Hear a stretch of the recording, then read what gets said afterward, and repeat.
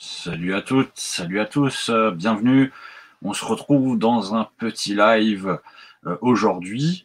Alors pour ceux qui nous suivent régulièrement sur les réseaux sociaux, vous devez savoir que nous avions la Coupe d'Alsace de puissance 4 le dimanche 28 février. Et en fait, là, je vais juste vous faire une vidéo assez courte pour un petit peu parler de ça.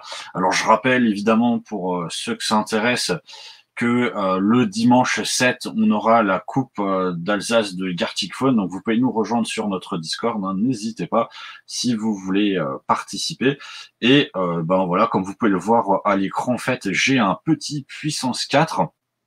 Alors, je me suis dit qu'en tant que champion d'Alsace de puissance 4, j'allais tout simplement vous faire une petite explication en fait du fonctionnement du puissance 4. Donc là, vous pouvez voir, je suis sur un outil qui est très intéressant et qui s'appelle tout simplement Solver de puissance 4. L'adresse c'est connect4.gamesolver.org. Donc vous pouvez jouer contre une IA au puissance 4. Et ce qui est très intéressant, c'est vous pouvez voir en bas, en fait, vous avez en fait, donc je vais jouer les rouges et l'ordinateur jouera les jaunes, et vous avez tout simplement en fait des petits pouces qui pointent vers le haut, qui pointent vers le bas et qui vous indiquent en fait quel est le meilleur emplacement pour pouvoir jouer vos pions aux puissance 4. Alors c'est assez intéressant. Pourquoi en fait je fais cette petite vidéo rapide? Tout simplement parce que durant la coupe et sur d'autres discussions, je me suis rendu compte que certains n'avaient pas pris conscience en fait que comme dans les échecs ou le backgammon ou d'autres jeux de ce type, vous avez la possibilité de faire ce qu'on appelle une ouverture. Donc c'est-à-dire que comme voilà dans les échecs, vous avez des coups d'ouverture, et bon au puissance 4, vous avez aussi des coups d'ouverture qui sont des coups possibles et que vous pouvez effectuer pour pouvoir jouer. Eh bien, tout simplement, avant qu'on commence, déjà, je vous remercie de nous suivre. Donc, on a eu notre Coupe d'Alsace de puissance 4. Je suis le champion d'Alsace de puissance 4 et c'est pour ça que je vous fais cette petite vidéo. Voilà, qui va vous expliquer un petit peu les ouvertures et un petit peu le fonctionnement du puissance 4. Donc, comme vous pouvez le voir, vous avez donc 2, 4, 6, 7, vous avez les 7 lignes, vous avez des pouces, et donc vous pouvez voir en fait que quand vous commencez, vous indique très clairement soit de commencer par vraiment le coup du milieu, soit de commencer par un des deux coups qui se trouve juste à côté, de surtout éviter en fait de commencer par les coups qui sont au bord et par ceux qui sont juste à côté du bord. Donc c'est vraiment les trois cases du milieu qu'il faut privilégier en termes d'ouverture. Hein. Après, vous n'êtes pas forcément obligé à 100% de commencer par le milieu, mais le coup du milieu, c'est vraiment le coup qui va être le plus intéressant. Alors là, vous voyez, pareil, l'ordinateur, en fait, il met à jour la valeur des coûts. Et donc, c'est très intéressant puisque vous voyez que il vous indique clairement que le meilleur coup à suivre, ça va être de continuer de jouer sur le milieu et qu'il faut surtout éviter, en fait, de jouer les autres coups d'à côté.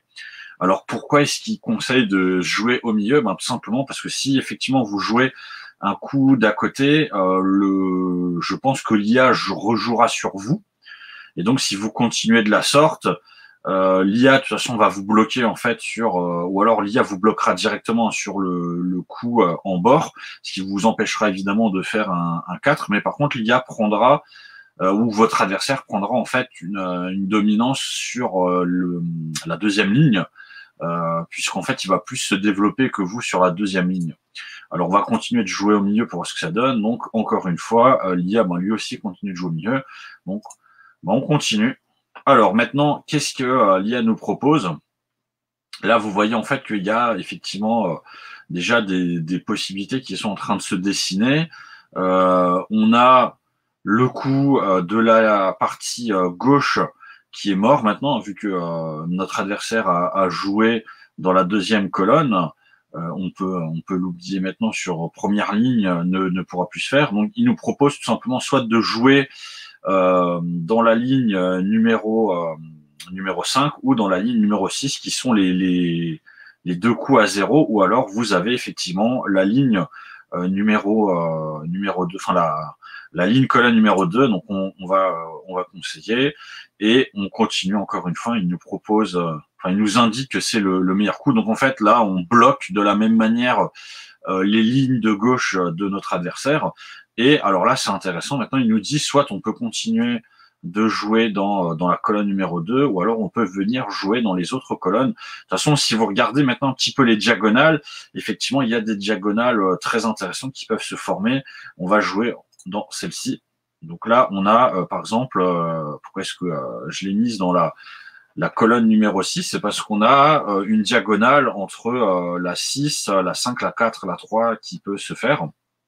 Alors, là, qu'est-ce qu'on nous propose? Simplement de continuer toujours de jouer dans la colonne numéro 2. On peut aussi jouer dans la colonne numéro 3. Et en fait, on nous indique globalement que toutes les colonnes sont bonnes, sauf la première colonne qui, pour l'instant, est une colonne à éviter. Alors évidemment, hein, s'il y en a qui nous regardent, qui ont envie de poser des questions ou autre, n'hésitez pas. Donc là, vous voyez, c'est assez intéressant. Moi, je vous invite peut-être à tester un petit peu ce solver à plusieurs reprises pour voir justement un peu toutes les idées qu'on peut avoir. Le puissance 4, en fait, c'est quelque chose de très mathématique, hein. C'est pour ça, c'est à partir d'équations mathématiques, en fait, qui nous propose tout simplement les colonnes dans lesquelles jouer, puisque en fait, vous avez de manière mathématique la possibilité de déterminer quel est le meilleur coup. Qu'est-ce qu'on va jouer, qu'est-ce qu'on va choisir. Bah écoutez, on va jouer dans la colonne numéro 3. Donc là, vous voyez, il se remet à jour. Et là, donc, c'est la colonne numéro 2 ou la colonne numéro 6 qui semblent être les meilleurs coups. On va jouer dans la colonne. C'est intéressant parce qu'il montre effectivement clairement si vous jouez en fait dans telle ou telle colonne, vous perdez vraiment un certain nombre de chances de gagner. Donc c'est pour ça qu'il faut faire attention. On va continuer de jouer dans la colonne qui nous indique. Donc pour l'instant, la meilleure des colonnes, c'est toujours la colonne numéro 6. Alors on va continuer. Alors là, on est obligé de jouer dans la colonne numéro 7, puisque sinon il allait faire un puissance 4. On a toujours cette possibilité de faire un puissance 4 en diagonale, hein, sur les colonnes 6, 5, 4, 3. On a aussi cette ligne numéro 6 où vous voyez qu'il y a une possibilité qui commence à apparaître. On a malheureusement une diagonale qui vient d'être bloquée, et donc là il nous dit globalement que n'importe quel coup peut sembler être plutôt bon pour nous. Bon, écoutez, on va tenter un truc. On a toujours un certain avantage des coups. On a toujours un certain. Alors on continue tout simplement, hein. Là, on voit qu'il y a une diagonale qui va commencer à se former pour notre adversaire. Alors qu'est-ce qu'on va choisir? C'est une bonne question, puisqu'en fait, globalement, il nous dit qu'on peut jouer partout, mais on va faire ceci pour bloquer. On a un jeu au niveau de l'adversaire qui va plus se jouer au niveau des diagonales, hein, comme vous pouvez le voir. On a encore... non, quoique au niveau des diagonales, il n'y a plus vraiment de possibilités. On est le seul. Il y a encore une possibilité pour l'adversaire de pouvoir gagner sur une ligne. Là, encore une fois, on a à peu près une possibilité. Alors, on va continuer tout simplement, hein, de jouer. Alors maintenant, bah, écoutez, on va faire. Voilà. Alors maintenant, c'est un peu plus compliqué, puisque malheureusement...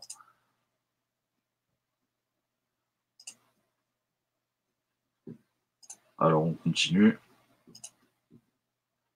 Et on gagne.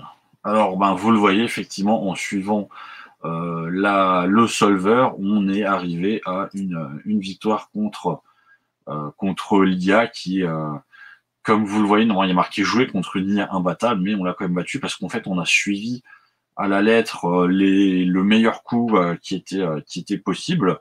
Et ce meilleur coup, encore une fois, qui est possible, en fait, vous pouvez le résoudre de manière mathématique. Et ce qui est assez intéressant, c'est que vous pouvez aussi tester grâce à ce solver, comme je lui disais un peu, les différentes ouvertures.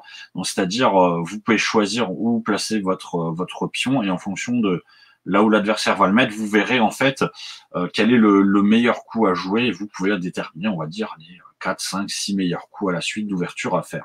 Alors, je vous ai fait une petite vidéo parce que c'était pas forcément intéressant Ça aurait été un peu long, je pense, de partager tous les matchs qu'on a fait. Voilà.